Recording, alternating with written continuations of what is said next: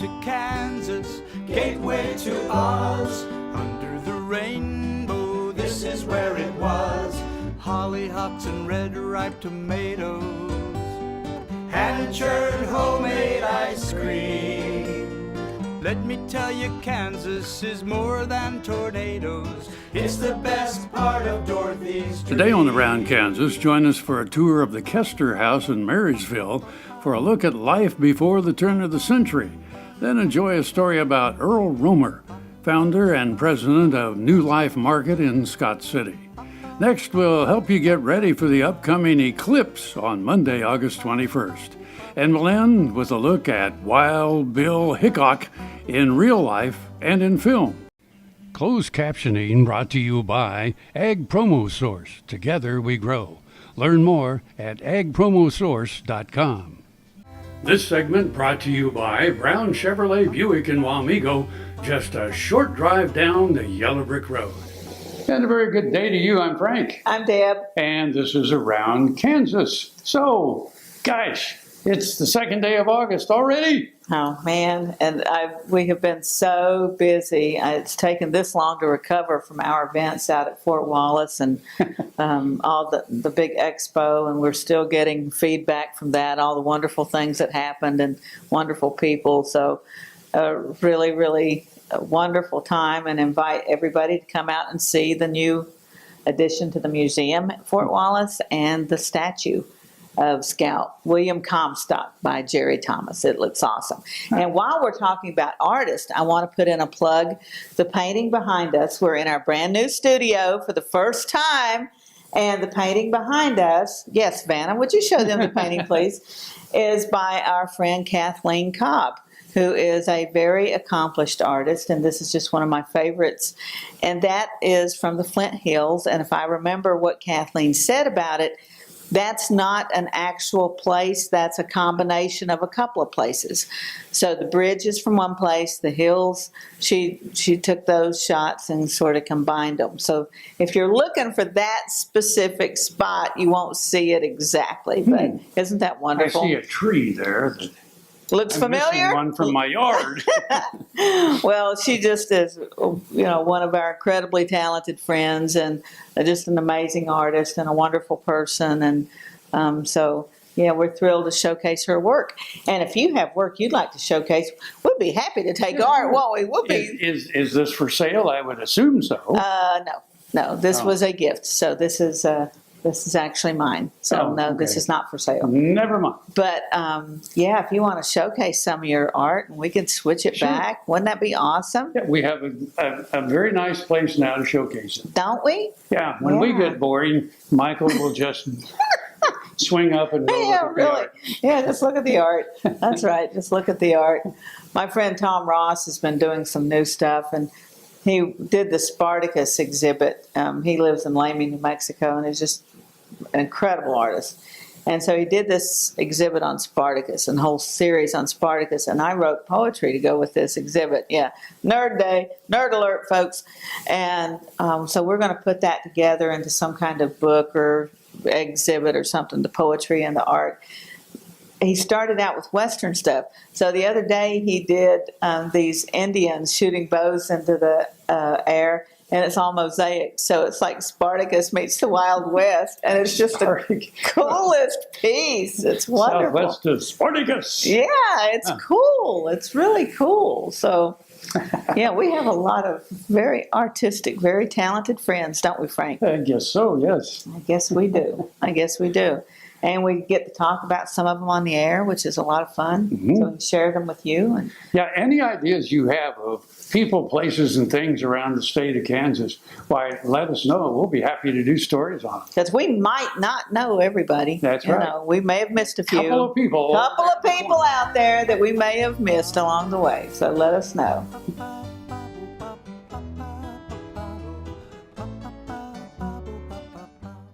Welcome to the Jerry Thomas Gallery, where we feature my renowned artwork, frontier military, and Native American artifacts. Behind me, you see one of the paintings that are featured in the gallery. In the gallery, we not only try to feature the historical aspect, but also the artwork and the artifacts that go into the painting. Captured in the painting is some beautiful storm clouds, and the idea came from Homer Wheeler himself. He wrote in Buffalo Trails years later that a giant storm came up and the wind and hail obliterated the trail of his scattered cattle. So how I created the painting was I used the artifacts that you see here in the gallery and incorporated it to the chaps on his person and also the rope and the saddle and the tack on the horse to create the lifelike aspect of Lost Trail.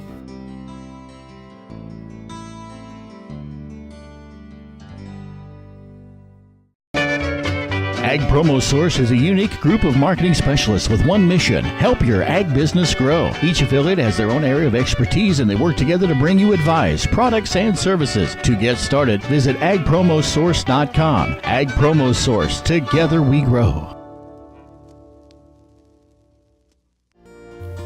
This segment brought to you by Kansas Regenerative Medicine Center. Your stem cells, your health, your life.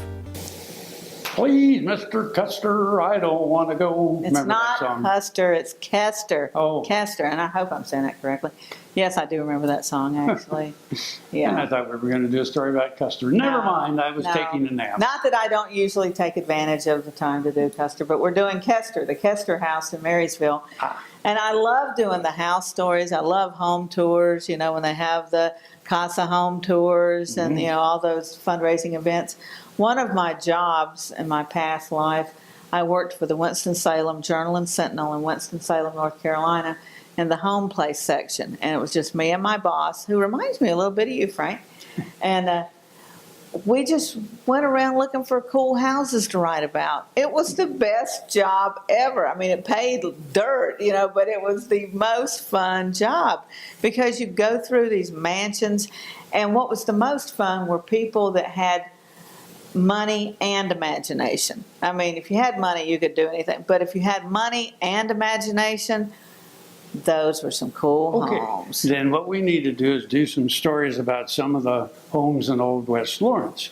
When I lived over there, I lived in Old West Lawrence, and a block over was one of the homes that was spared by Quantrill's raiders because the raider that knocked on the door was German, and the woman that came to the door was German. He said, okay, however, and the door is still there. The original door of the house is there, and it has a musket ball in it.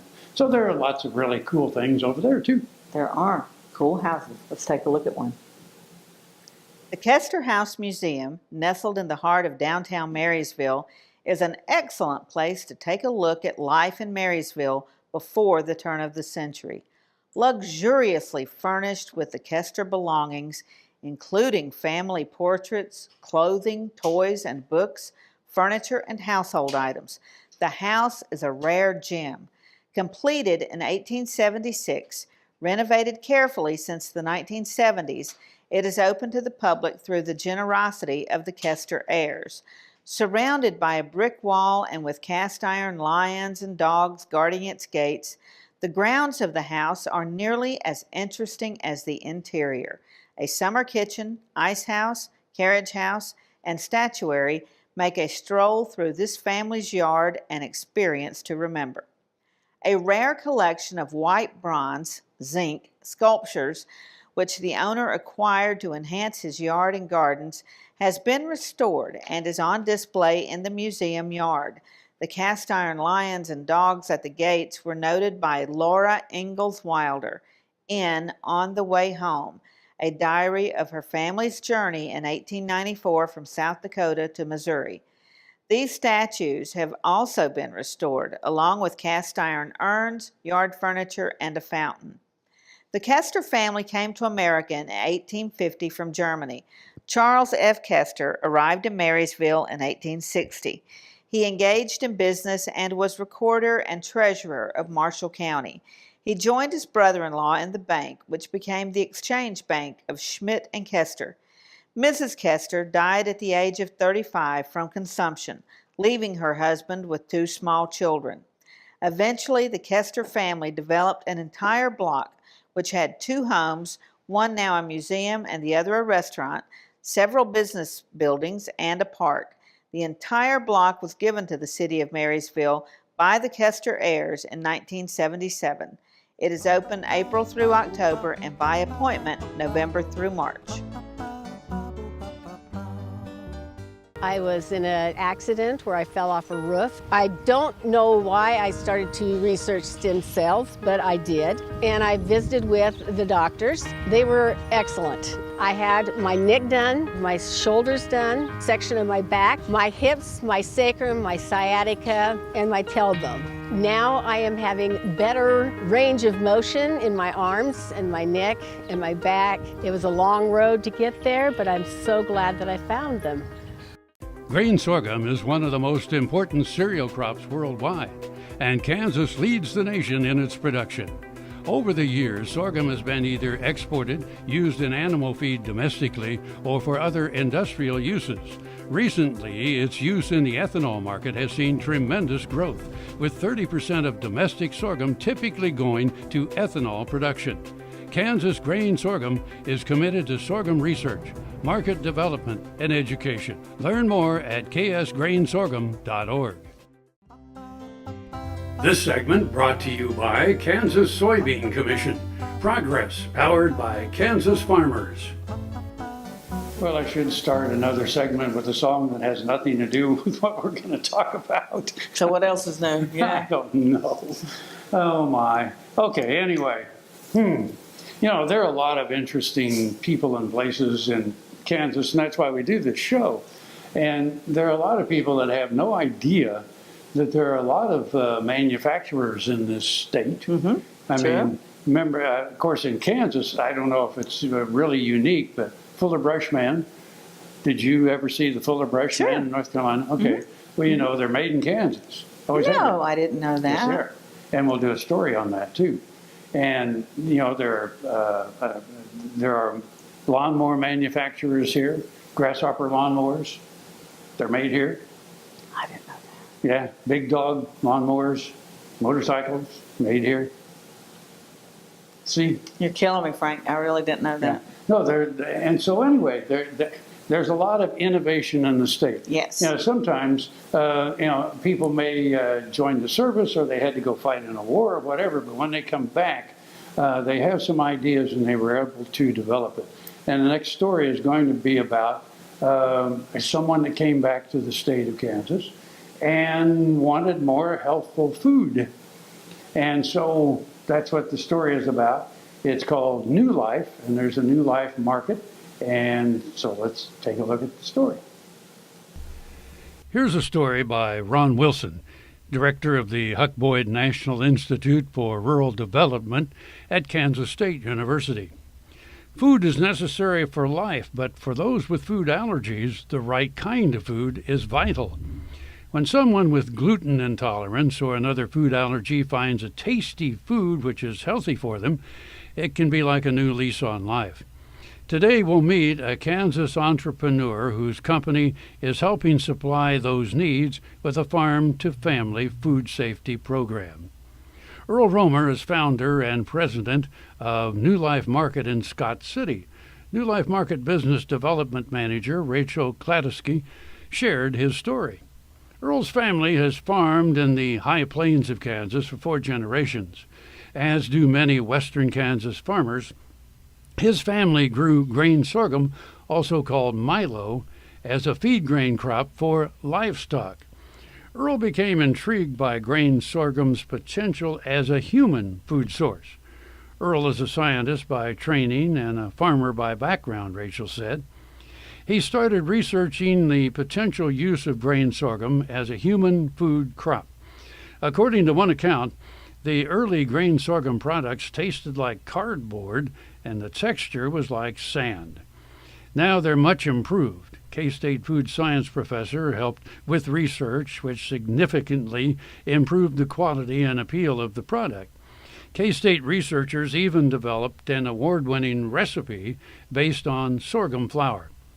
In 2007, Earl founded his own business to produce and market sorghum-based products and sell sorghum ingredients to other food companies. The company was named New Life Market. Facilities were built in Scott City to accommodate the careful processing which allergen-free products require.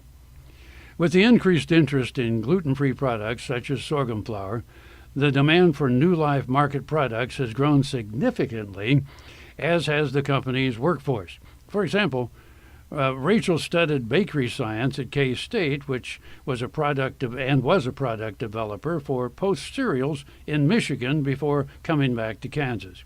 She is now business development manager for New Life Market, and her husband Ryan is a cultural anthropologist who has taught at K-State. Sorghum is an ancient grain. Traces of it have been found from 8,000 years ago in Egypt. In recent years, it's been grown in the U.S. as a water-conserving alternative to corn. Kansas is dominant in sorghum production. An estimated 52% of U.S. sorghum production comes from Kansas alone. The gluten-free and other properties of sorghum flour, such as non-GMO status, now make it especially popular as a human food ingredient. Some sorghum varieties are even higher in antioxidants than blueberries, Rachel said. The New Life Market processing facility was carefully designed and constructed in Scott City. No allergen-containing grain comes into the facility. The facility is dairy, peanut, and soy-free. As mentioned, New Life Market implemented a farm-to-family food safety program. This includes strict selection of fields, careful cleaning of equipment to prevent cross-contamination, processing in its dedicated facility, certification of the Gluten-Free Certification Organization, and accredited third-party testing of the finished products. The flours are milled into a silky fine particle size, which is ideal for gluten-free baking. Packaging is designed to extend the product's shelf life. Demand for our products is growing very fast, Rachel said. Sorghum can be found in more than 1,000 products, such as gluten-free baked goods, cereal bars, and snacks, and represented by some 80 brands. New Life Market is shipping its products coast to coast and beyond. Since productions of the grain uses less water, we're helping the environment and helping people's lives, Rachel said. That's an impressive contribution by this company, created by a family which still farms at the nearby rural community of Healy. Population, 387 people. Fort Wallace stood on the frontier in the midst of the Plains Indians Wars on a major stage route and rail line. Beside the 1865 stagecoach station, a modern museum with thousands of artifacts tell that story, like the fossil of a 40-foot plesiosaur is suspended from the ceiling. Located on Highway 40 midway between Hayes and Colorado Springs, the Fort Wallace Museum is as welcome a site today as the fort itself in the 1860s. Discover the fightingest sport in the West. Valley Vet Supply is devoted to providing information and professional quality products at reasonable prices. ValleyVet.com, ValleyVet.com, Valley Vet Supply.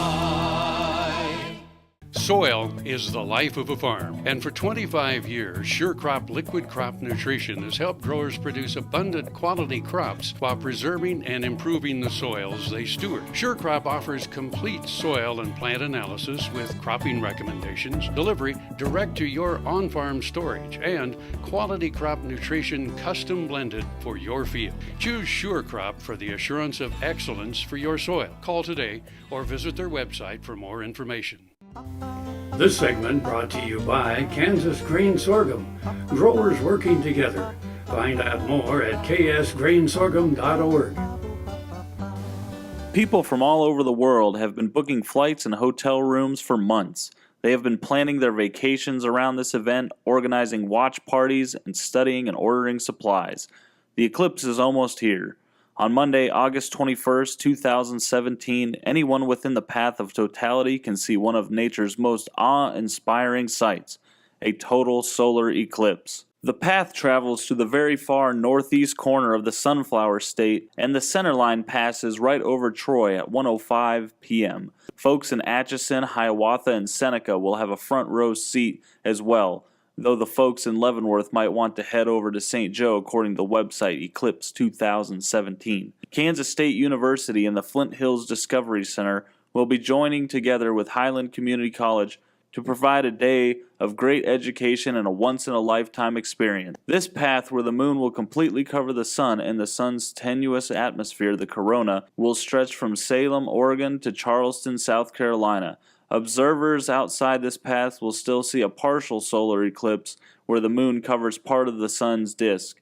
The registration fee for this event is $35 for the general public and $25 for K-State students. Meals are not included. Kindergarten through 12th grade students may attend with a registered adult participant. Pre-registration is required.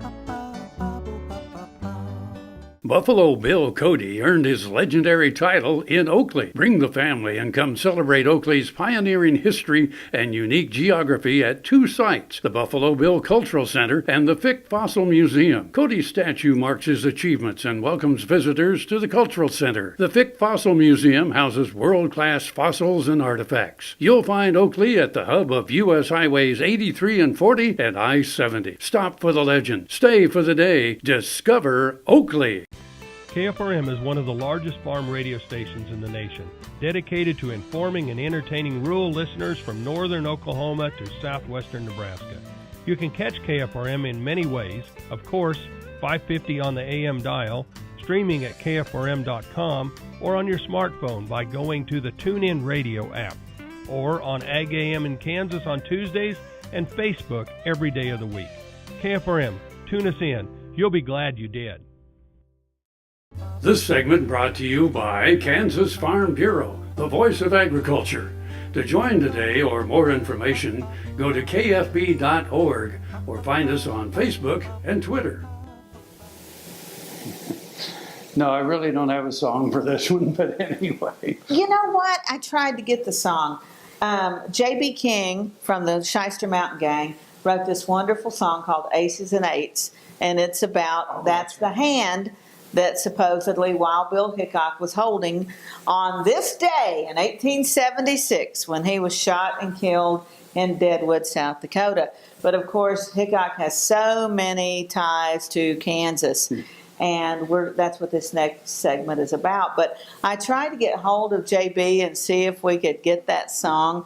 We will play it for you sometime because it's actually a really good, despite the fact JB wrote it, it is a really good song. And the Shyster Mountain Gang, I love those guys. Yeah, I know I've heard the song. It's really fun. It's really fun. And I used to MC Wheatstock. I was not able to this year, but Shyster Mountain Gang's always one of the regulars there. Seth Valerius and Larry Dimmitt, and such great guys. And like I said, JB's song, Aces and Eights, if you get a chance to hear it.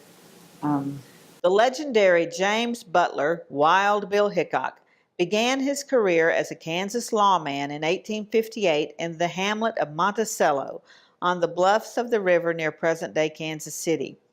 Born in Illinois, Hickok spent a decade in and out of Kansas, working as a wagon master, special policeman, government scout and guide, and deputy U.S. Marshal.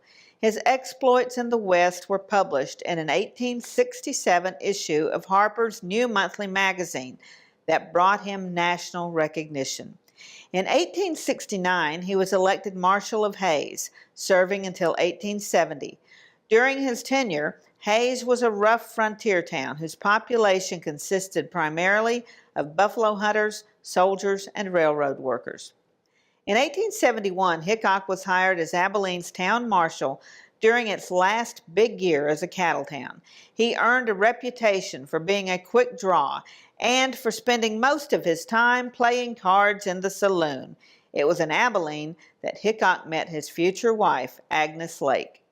Wild Bill captured the public's imagination then and now, and has been portrayed on television and film many times, most recently in the film Hickok, starring Luke Hemsworth.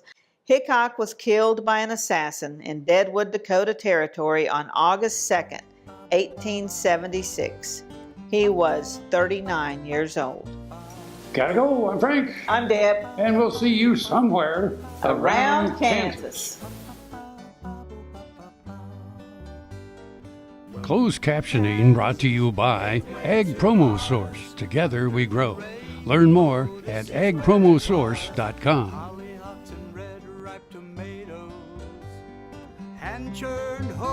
ice cream.